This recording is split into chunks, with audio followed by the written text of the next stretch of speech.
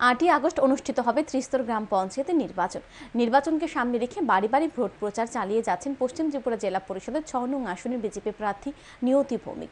সোমবার দুপুরে তিনি বিজেপি দলের কর্মী সমর্থকদের সাথে নিয়ে মোহনপুরের হরিণাখলা গ্রামের 5 নং ওয়ার্ডে ভোট প্রচার করেন। বিজেপি প্রার্থীর সাথে ছিলেন হরিণখলা গ্রামের বিজেপি নেতা অজয় দেব, বিজেপি নেতা তথা কাউন্সিলর কার্তিক আচার্য, অঞ্জলি বিশ্বাস সহ অন্যান্যরা।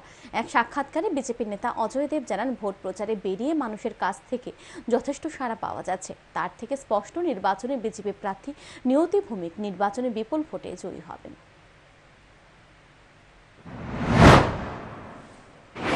আমরা পশ্চিম ত্রিপুরা 6 নং আসনের বিজেপি মনোনীত প্রার্থী নিয়তি ভৌমিকের সমর্থনে হরিণাখলা গ্রাম পঞ্চায়েতের যে প্রচারে আমরা বাড়ি বাড়ি বাড়িয়েছি।